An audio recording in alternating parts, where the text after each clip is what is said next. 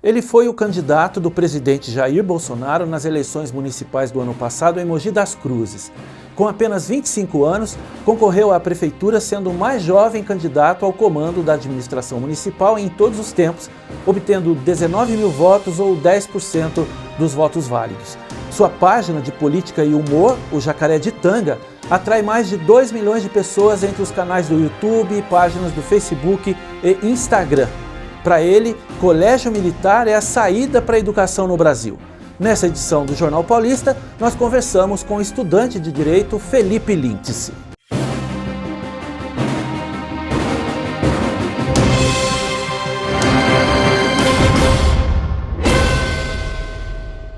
Felipe, muito obrigado por ter aceito o nosso convite para participar aqui do Canal Paulista.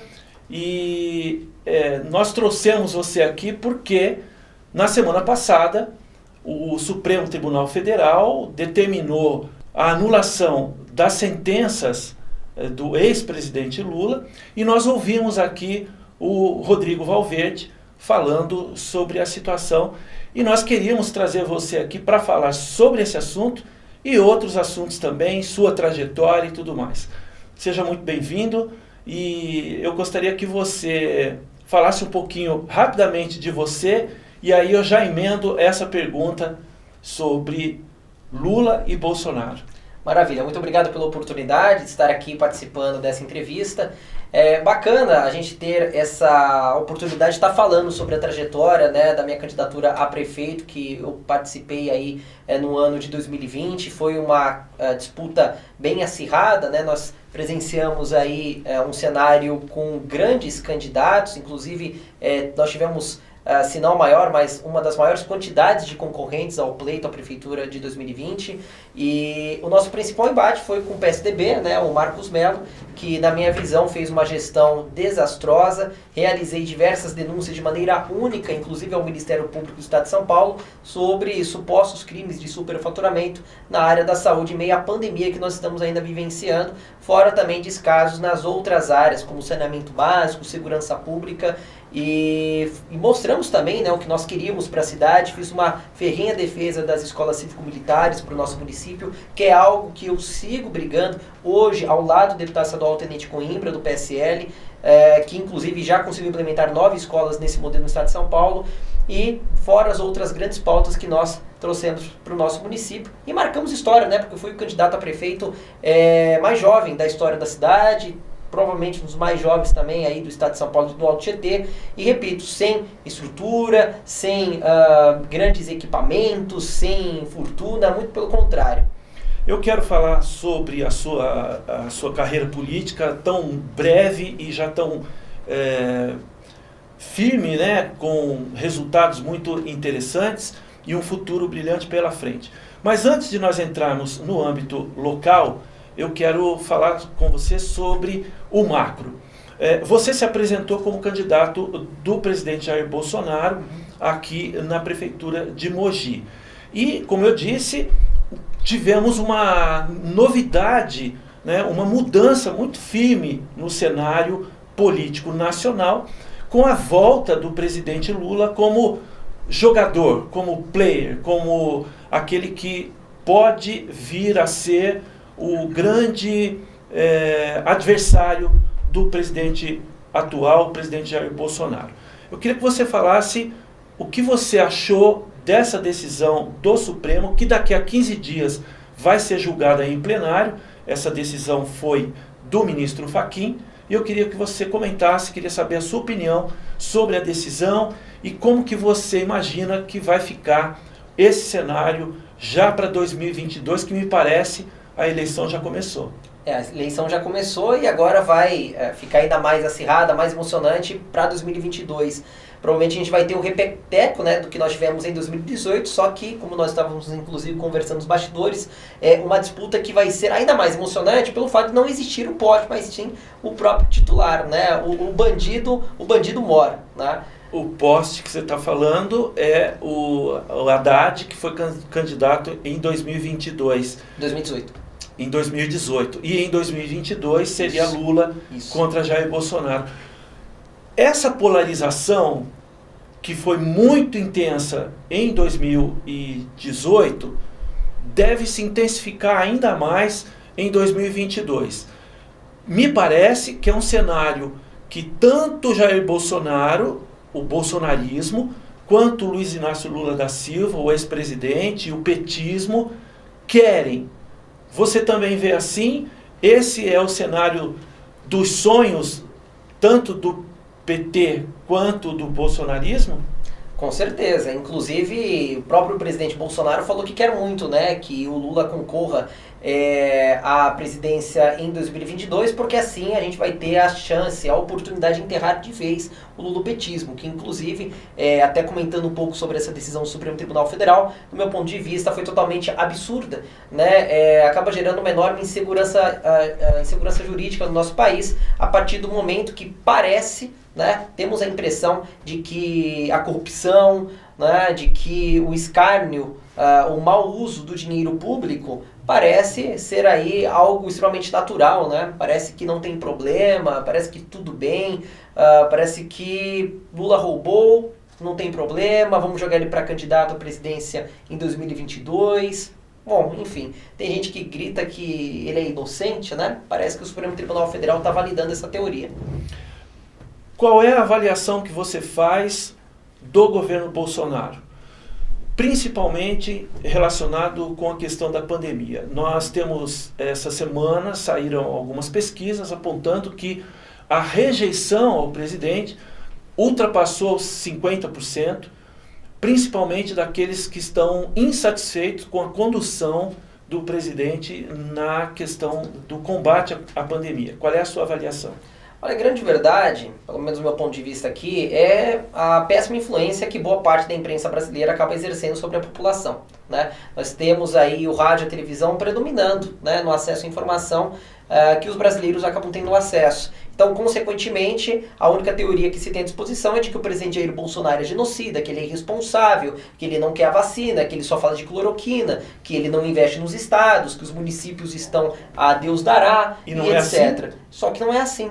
O que acontece? O presidente Jair Bolsonaro, ele vem investindo bilhões de reais, dezenas de bilhões de reais nos estados, e os estados teriam que repassar aos municípios. No entanto, a gente vê aí o próprio governador do estado do Rio Grande do Sul, Eduardo Leite, retirando esse dinheiro que teria sido destinado pelo governo federal de Jair Bolsonaro para a área da saúde e pagando o funcionalismo público, tá certo? Óbvio que os funcionários públicos precisam receber, mas não é cometendo esse tipo de improbidade administrativa que, mesmo cometendo esse ato de improbidade administrativa notório, que Eduardo Leite está sendo chamado de genocida. O próprio Eduardo Leite, que inclusive está querendo se pleitear como candidato a presidente em 2022 pelo PSDB, é aquele que determinou, né, e isso sim é um ato genocida contra famílias que estão necessitando trabalhar, gerar emprego, renda, determinou o fechamento dos comércios, assim como boa parte, grandíssima, para não dizer aí talvez todos os governadores do país, né, o próprio governador João Dória, mais conhecido aí como ditador da calça apertada, vem fazendo esse tipo de atitude, né, fechando o comércio.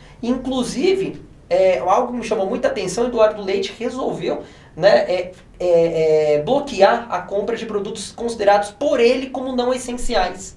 Então eu estava vendo um vídeo hoje completamente absurdo, e isso é um ato genocida, sabe? Irresponsável, autoritário, ditatorial. Se um sujeito no estado do Rio Grande do Sul hoje ele quer comprar um pneu, chinelo, um tênis, se ele quer comprar, não sei, qualquer outro item aí que não seja considerado essencial, um produto de limpeza, por exemplo, sabão em pó, desde que o governador fala, ó, isso daqui não é essencial, você não pode comprar. E eu vi as imagens, são chocantes. As prateleiras estão todas fechadas com plástico filme. Sabe, aquele plástico que você usa para alimentação, eles resolveram passar em todas as prateleiras e colocar segurança para poder impedir que as pessoas acessem aqueles corredores, aquelas prateleiras. Então, assim, falar que o presidente Jair Bolsonaro é genocida, na verdade mostra, né, quando a pessoa vem com esse discurso, na minha visão, um total desconhecimento. Porque, como eu disse, o governo Bolsonaro enviou bilhões de reais para os estados. O governo de Jair Bolsonaro rapidamente atendeu, e de maneira antecipada, já no mês de maio de 2020, a necessidade de cilindros para o estado do Amazonas. Só que isso poucas pessoas divulgaram, né? Poucos jornalistas tiveram a capacidade de informar isso, né? O presidente Jair Bolsonaro sempre defendeu a questão da vacinação. O grande problema é que nós temos a Anvisa, né? Problema não, nós temos aqui uma questão burocrática da própria Anvisa, que é uma agência reguladora da área da saúde, que tem sua autonomia e tem as suas né, certificações próprias para liberar ou não as vacinas ou qualquer outro medicamento. Felipe... E que acabou também atrasando um pouco, né? Duas coisas. Vamos falar daqui a pouquinho sobre a questão da vacina, mas antes eu quero um detalhe. Você mencionou a questão do fechamento pelo governador do Rio Grande do Sul, a proibição pelo governador do Rio Grande do Sul da venda de não essenciais em estabelecimentos abertos. Eu conversei aqui há 2 semanas com o presidente do Sincomércio, que reúne mais de 20 mil comerciantes na região do Alto Tietê, e ele me dizia o seguinte, que os comerciantes não são contra o fechamento do comércio, mas que os critérios são injustos, justamente porque os pequenos comerciantes que vendem produtos não essenciais, por não venderem produtos essenciais, serem não essenciais, eles têm que fechar a porta. Mas que os grandes, por serem essenciais, grandes supermercados, grandes redes e tal, acabam vendendo os produtos que não são essenciais e prejudicam fortemente esses pequenos que são obrigados a fechar a porta. E a tese do governo do Rio Grande do Sul vem de encontro justamente a essa demanda dos comerciantes não essenciais, que são obrigados a fechar a porta, que alegam que vão morrer sim, porque eles não podem abrir enquanto os outros podem. E que o governador do Rio Grande do Sul, o que estaria fazendo é equilibrando isso. Pode abrir o essencial, o que não é essencial tem que fechar, porque é preciso restringir a circulação de pessoas. E eu não vejo isso sendo falado por quem, como você, está defendendo essa tese. O que você me diz a respeito? Bom, o que é trabalho essencial e o que não é essencial? Para mim, todo trabalho que provê o pão de cada dia é essencial. Eu penso dessa forma, né? É muito fácil um governador, um prefeito, um político qualquer com o poder da caneta baixar um decreto e dizer que um determinado estabelecimento comercial ele não é essencial, ele tem que fechar e ponto. Isso não existe. A gente não está vivendo estado de exceção, de sítio de defesa, sabe? Mas parece... a questão da circulação de pessoas, que é o foco do combate à doença. Como é que fica a questão da circulação? É preciso tirar, e aí eu imagino o que você vai dizer, e eu preciso te provocar, é preciso tirar as pessoas de circulação, porque assim a ciência mostra que é a única forma de você combater, já que não há vacina. Como é que fica? Bom, a Europa viveu durante um período de aproximadamente 8 meses lockdown completo. Tá? Lockdown de verdade. Lockdown mesmo. Inclusive, assim, se você saísse na rua, você tinha que justificar o que você estava fazendo na rua. E a única justificativa válida aceita pelas autoridades europeias, inclusive até no estado de Nova York, era se você estava indo ao supermercado ou a um atendimento médico, tá certo? Só que acontece o seguinte, se a gente pegar as notícias no continente europeu, o comércio, o lockdown está voltando novamente. A Itália está sendo fechada novamente. A Alemanha está sendo fechada novamente, depois de um longo e rígido período de fechamento das atividades econômicas, após o período do lockdown. Que então, é uma coisa que os cientistas também diziam que poderia acontecer, novas ondas, novas cepas. Sim. E não adiantou nada.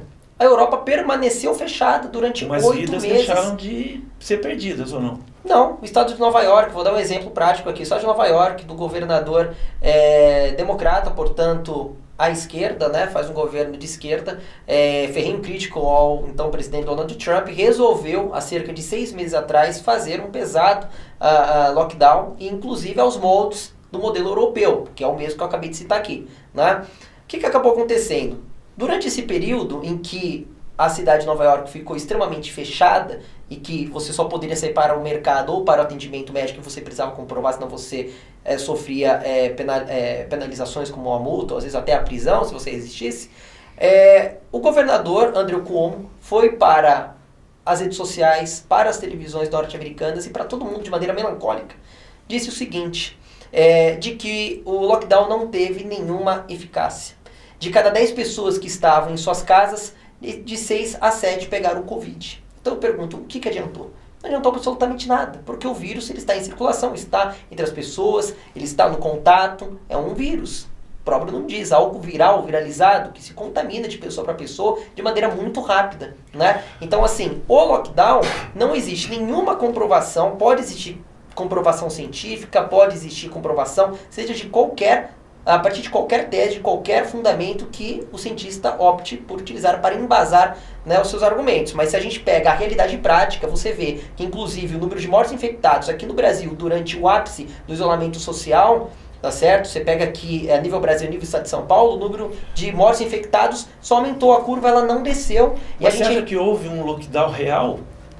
Porque aqui, houve um desestímulo por parte do governo federal, inclusive contra a máscara, sim, inclusive contra a vacina. Você mencionou que o presidente era favorável à vacina. Eu não me lembro em nenhum momento dele defender a vacina.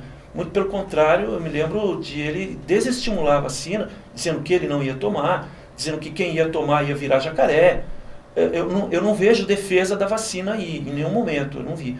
Eu queria que você me esclarecesse. Sim. Bom, em vários estados do Brasil nós tivemos, sim, lockdown de verdade. Nós tivemos lá no estado do Amapá, nós tivemos no estado do Amazonas, nós tivemos em algumas regiões do Nordeste, né? Não me recordo exatamente quais estados nordestinos, mas da região Norte e Nordeste nós presenciamos, sim, verdadeiros lockdowns num determinado período. No ano passado, não agora, né? Mas no momento em que o número de vagas de UTI nos estados já era caótico, já era caótico, e o número de mortes também já era caótico. Sim, sim. E aí eles realizaram o lockdown, tá certo? Inclusive na Europa também o lockdown foi realizado dessa forma, quando os casos estavam altíssimos. A medida última que acabaram tomando todos os governantes foi a medida mais drástica de fechamento das atividades econômicas, e considerando elas como essenciais ou não. Né? Então, assim, vários estados da região norte e nordeste do país realizaram o lockdown. Mas, infelizmente, o número de mortos infectados ele não foi diminuído. E agora, no estado de São Paulo, vai provavelmente existir esse lockdown. A própria Prefeitura de Mogi das Cruzes, Caio Cunha, falou em live recentemente que existe a possibilidade de se colocar um lockdown. E eu digo aqui em Itaquá, o prefeito Eduardo Boigues negou essa possibilidade, sim, inclusive desmentiu hoje mesmo boatos, né? Boatos de que haveria lockdown e que essa possibilidade não está no comando, porque a fase emergencial já todas as medidas mais duras que o governo tem tomado e pode tomar até nesse momento. Sim, então assim, é uma completa burrice, algo absurdo você determinar o fechamento de determinadas atividades econômicas, considerar algo que é essencial, aquilo que não é essencial, como forma de tentar reduzir a circulação de pessoas e tentar controlar a contaminação. Isso não existe. Ninguém aguenta ficar em casa. A gente está vendo aí o número de casos de homicídios aumentando, violência doméstica aumentando consideravelmente, casos de depressão também aumentando muito, né, de uma maneira extremamente rápida, absurda, e ao mesmo tempo a contaminação, a curva de mortes e infectados só aumentando. Quando muito, dá uma leve estabilizada, mas rapidamente ela aumenta. Não adianta, não existe. A Itália, a Europa inteira, Estados Unidos, especialmente o estado de Nova York, são péssimos exemplos de que o lockdown não funciona. A gente viu aí a Itália, próprio exemplo, que foi provavelmente o país, né, pior, né, nesse âmbito da Covid-19, né, sofreu muito, foi aonde começou mesmo na Europa, né, foi justamente na Itália. Então você presenciou o lockdown completo na Itália, em toda a Europa, e a Itália está aí de novo, 2-3 meses aberta, e agora, 2-3 meses depois, já vai ter que, depois de um severo lockdown, está anunciando já anunciou e já está valendo um novo lockdown na Europa, especialmente na Itália. Então, o lockdown não adiantou nada. Se o lockdown tivesse adiantado, nós teríamos hoje na Europa, a Europa totalmente livre do vírus da Covid-19. A Austrália, por outro lado, fez lockdown completo, e lá a situação, e toda vez que precisa, eles fecham tudo de novo, por uma semana, 15 dias, e reabrem novamente. Para a gente fechar esse assunto, você citou os Estados Unidos. No último dia do governo Donald Trump, que você também mencionou, naquele momento, naquele dia, a média mensal de mortes por Covid era superior a 4.000. Menos de 2 meses depois da posse de Biden, a curva hoje é menor do que nós temos no Brasil. E o que lá foi feito? Vacinação e incentivo ao uso de máscara. Coisas que no Brasil não existe por parte do governo federal. No caso do uso de máscaras, o presidente é o primeiro a rejeitar a máscara, e a vacinação, nós estamos a passos de tartaruga, porque não foram compradas as vacinas a tempo. Como é que você avalia isso também? Bom, vamos lá. Se a máscara ela tem tanta eficácia, se o álcool em gel funciona, se o isolamento social, a distância, perdão, né, distanciamento social, né, que nem nós estamos aqui a cerca de 1 metro, 1,5 metro de cada um, funciona tanto. Então, por quais motivos essas mesmas medidas sanitárias não podem ser aplicadas e devidamente exigidas por parte dos governantes, em âmbito de governo estadual e nas prefeituras, para que o comércio funcione? Por que eu tenho que penalizar? E isso eu discordo totalmente da prefeitura de Mogi das Cruzes, na região do Alto Tietê, a nível Brasil, né? Dos prefeitos que insistem em falar, você tem que usar máscara, você tem que usar álcool em gel, você tem que cumprir o distanciamento social, né? Tem que controlar a capacidade de pessoas que estão dentro de um estabelecimento ao mesmo tempo. Tá bom. Então, se todas essas medidas funcionam e elas existem, estão provadas pela ciência em relação à sua eficácia, porque falam tanto na ciência, então por quais motivos essas mesmas medidas não são aplicadas aos comerciantes? Os comerciantes, mesmo cumprindo, têm que ser penalizados e fechar os seus estabelecimentos. Então significa que a gente está sendo feito de otário aqui. Porque se tem um comerciante que obriga a utilização de máscaras pelo seu funcionário, pelas pessoas que há dentro do estabelecimento, se há obrigatoriedade de você utilizar o álcool em gel em suas mãos ao entrar no estabelecimento, se existe a capacidade de somente existirem 2 a 3 pessoas ao mesmo tempo no estabelecimento comercial, tá certo? E as pessoas, né, acabam também respeitando o distanciamento dentro daquele comércio, então, por que aquele comércio tem que fechar? Não faz o menor sentido. O que a gente vê, na verdade, é um grande plano a nível mundial de quebra da economia e destruição de governos, especialmente governos conservadores, como a gente viu a derrubada do presidente Donald Trump com a desculpa da Covid. E aí você citou os Estados Unidos. Eu estava vendo uma notícia ontem na CNN e a manchete era a seguinte: cerca de 75% da população dos Estados Unidos está vacinada. Mas peraí, quer dizer que em 2 meses o Biden conseguiu vacinar toda essa quantidade de gente? 75% da população foi vacinada em 2 meses. Há quem diga que no Brasil isso seria ainda mais rápido, se houvesse vacina. O Lula falou que conseguiria vacinar 80 milhões em 3 meses, né? Então, assim... Nós temos um sistema único de saúde que, segundo as autoridades sanitárias, permite isso. Ele é bruxo, né? Praticamente, assim, é um gênio da vacinação. Mas só voltando a essa questão dos Estados Unidos, só 75% da população vacinada é mérito, em grandíssima parte, ao presidente Donald Trump. Não é em 2 meses de governo de Joe Biden que ele conseguiu vacinar 75% da população. Nem metade disso ele vacinou em um período de 2 meses. Eu tenho certeza. Aqui se faz uma campanha contra a poliomielite em um dia só, por exemplo. Para a gente passar para o próximo tema, voltando agora para o local. Você se apresentou e está enfatizando isso como candidato do Jair Bolsonaro nas eleições para prefeito. E nós tivemos também o Rodrigo Valverde, candidato do PT, que esteve aqui com a gente, conversou com a gente também, candidato do PT, também no primeiro turno. Vocês dois não conseguiram chegar ao segundo turno, mas os dois apoiaram o Caio Cunha no segundo turno contra o Marcos Mello. Essa postura igual dos dois mostra que petistas e bolsonaristas pensam da mesma forma quando se trata de ganhar a eleição? Não, nem um pouco. Na verdade, a gente tem que analisar o contexto da união que existiu entre eu, enquanto candidato a prefeito de Mogi das Cruzes, pelo PRTB, e essa união com o Rodrigo Valverde do Partido dos Trabalhadores. Ali foi uma questão municipal extremamente específica. Qual que era o nosso objetivo? Derrotar de uma vez por todas o PSDB do Marcos Mello, que fazia, como eu disse no começo dessa entrevista, pelo menos na minha visão, acredito que na do Valverde, também até do próprio Caio Cunha e outros candidatos que nós tivemos na cidade, uma gestão desastrosa. Então, nada mais coerente que nós nos unirmos para derrotar o Marcos Mello e apoiar o Caio Cunha no segundo turno, com a promessa, pelo menos, foi uma das exigências que eu fiz a ele, para que ele se comprometesse a não fechar os comércios, a combater a ditadura do governador João Dória, buscar uma maior relação com o governo de Jair Bolsonaro, com o governo federal, né, respeitar a questão da auditoria das contas e contratos da Prefeitura e Prensema, e foi algo que ele se comprometeu olhando nos meus olhos e disse: Felipe, tudo bem, a gente vai cumprir com isso, falamos em coletivo, eu fiz uma carta compromisso com aproximadamente 12 pontos, né, nas minhas redes sociais, tá lá para quem quiser ver, e o Caio Cunha, mostrei para ele, falou, não, sem problemas, concordo, assina embaixo, a gente vai reforçar esse compromisso ao lado do Valverde, né, dentro de uma coletiva de imprensa que foi realizada, né, sobre os dizeres de diálogo. Tá?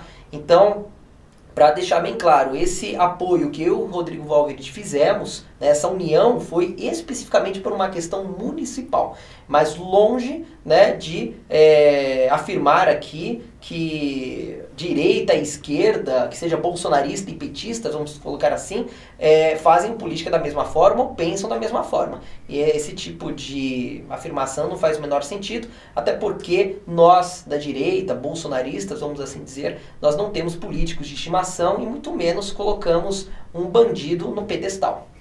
Você tivesse sido eleito em 2020 e fosse hoje o prefeito de Mogi das Cruzes, como que você agiria diante do aumento de mais de 400%, se não me falha a memória, do número de casos e de mortes por Covid nas últimas 2 semanas?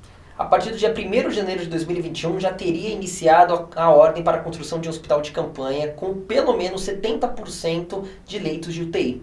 Um grande erro da gestão passada do Marcos Mello foi ter colocado, né, o secretário, que inclusive está mantido na gestão do Caio Cunha, e essa é outra crítica que eu faço, né, uma das críticas que eu faço à gestão atual do Caio Cunha, é que o secretário de Saúde, Henrique Naufel, realizou a construção de hospital de campanha com apenas 2 leitos de UTI no ano passado. Sem contar que eu realizei a denúncia também sobre o suposto crime de superfaturamento, pois a prefeitura passada de Marcos Mello, junto com o Henrique Naufel, autorizaram, né, o gasto de 4 milhões de reais aproximadamente para a locação das tendas do hospital de campanha. Não é 4 milhões de reais para construir um hospital de campanha, para locar, fazer o aluguel, deixar claro para quem está nos acompanhando aqui, de cerca de 3 mil metros quadrados de uma tenda de quermesse de festa do divino. O cara me pagou 4 milhões de reais por 4 meses, 1 milhão por mês para alugar. Então você já viu aí, né, a gente se depara com um recurso enorme, né, despejado numa única estrutura, sendo que o hospital de campanha primeiro poderia ter sido construído dentro do ginásio municipal Hugo Ramos, que fica ao lado da Avenida Cívica. Logo, você não iria gastar nada com a infraestrutura, né? Aliás, ia gastar muito pouco, mas nada com a cobertura, corrigindo.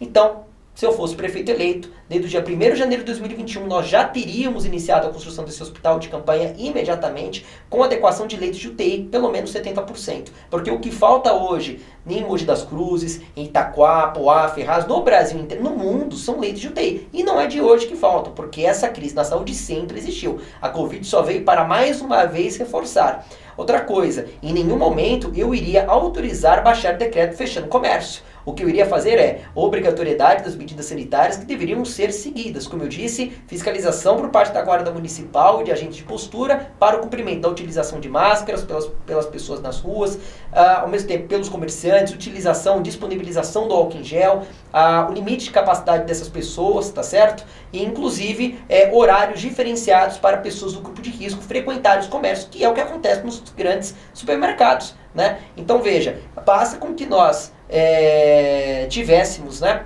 um cumprimento dessas regras, né, um estabelecimento muito claro e fazer com que os comerciantes viessem a cumprir. Não tem necessidade de fechar comércio. A contaminação não está no comerciante que segue as regras. Isso não faz o menor sentido. Inclusive, tem uma situação muito curiosa. Tem um grande supermercado em Mogi das Cruzes, e acredito que aqui em Itaquá também deve ter esse modelo, que tem o supermercado e tem as lojas, né, tipo um mini shopping dentro daquele supermercado. Esse supermercado, ele funciona normalmente. Que bom, graças a Deus, né? Que não fechou e não tem que fechar mesmo. Mas todas as lojas em volta desse supermercado, no mesmo prédio, que estão a 3 metros de distância da porta principal de entrada do mercado, estão fechadas. Porque dizem que nessas lojinhas de celular, a lojinha de roupa, o cabeleireiro, a pizzaria, a loja de sorvete, tem Covid. Mas no mercado não tem. Tá certo? Então por que não tem a mesma exigibilidade de medir a temperatura, que nem que você vai, de aferir a temperatura, perdão, que você faz para entrar no shopping? Por que você não obriga, né, e faz a fiscalização da utilização de máscara, limite de capacidade, estabelece essas regras? Isso que, caso fosse prefeito de Mogi das Cruzes, iria fazer. Para a gente encerrar, Felipe, última pergunta mesmo. Você defende, como você disse no princípio, os colégios militares. Por que você tem essa plataforma? Qual é as vantagens que você vê e por que você defende com tanta ênfase? Ok. Na verdade, a defesa que nós fazemos é do modelo de escola cívico-militar. Esse modelo de escola cívico-militar é algo que eu defendo desde a minha pré-campanha prefeito de Mogi das Cruzes, pois é um modelo que tem um gasto aproximadamente de 6 a 7% a mais do que uma escola pública comum, tá certo? Para ser mantida, e tem 20% a mais, né, de rendimento dos alunos que estudam nela. Esses alunos das escolas cívico-militares são os mesmos que, inclusive, têm grande desempenho nos principais vestibulares do país, na área de medicina, engenharia. São alunos que são formados dentro desses colégios cívico-militares, que acabam sendo os campeões nas notas do Enem, Olimpíadas de Matemática, Língua Portuguesa, Olimpíadas de Física, né? São os que mais se destacam nesse tipo de concorrência dentro dos estudos. Inclusive, o mais bonito desse projeto da Escola Cívico-Militar é que o colégio público, que é transformado em escola cívico-militar, é justamente o mais problemático. Isso que é o mais legal. É aquele que tem uma comunidade escolar totalmente atingida por problemas de tráfico de drogas, de armas, onde justamente naquele colégio que vai receber a escola cívico-militar é aquele que tem professores totalmente desesperados, com alunos que não têm a mínima noção do que estão fazendo dentro da escola, sabe? Famílias totalmente destruídas por outros problemas também, como depressão e ansiedade. Nesse momento de pandemia, tudo isso aumenta cada vez mais. E esse é o mais bonito, né, do projeto da Escola Cívico-Militar, que revoluciona a educação e acaba servindo de exemplo aos colégios daquele município e de toda a região. Fora que é um modelo educacional que ensina os alunos a respeitarem o seu país, a sua pátria, a sua nação, o sentimento de patriotismo, né, o civismo brasileiro, que é cantar o hino nacional, o hino à bandeira. Hoje, se você pergunta para um estudante qualquer o refrão do hino nacional, ele não vai saber dizer, ele não sabe que ano que foi fundada a nossa república, ele não sabe quem descobriu o Brasil, ele não sabe que ano que o Brasil foi descoberto, não sabe nem um trechinho do hino que diz respeito ao seu município, né? Então a gente vê que falta muito sentimento de patriotismo aos nossos jovens, e é justamente tudo isso que a Escola Cívico-Militar vem para corrigir. E fora que também a administração ela é dividida com os profissionais da educação, né? Até aproveitando a sua pergunta para derrubar uma grande falácia, uma fake news que falam sobre os colégios cívico-militares, é de que os militares seriam e viriam para substituir os profissionais da educação, os pedagogos, os professores de matemática, língua portuguesa e diretores. Muito pelo contrário. Na verdade, é uma gestão compartilhada dos militares com esses profissionais da educação. Então, esses militares eles atuam juntamente aos diretores para auxiliar na organização escolar, mas não interferem absolutamente nada no que vai ser ensinado ou não, até porque a base curricular é a mesma. Ok. Felipe, muito obrigado pela sua entrevista. Foi uma entrevista longa e a entrevista boa acaba se alongando.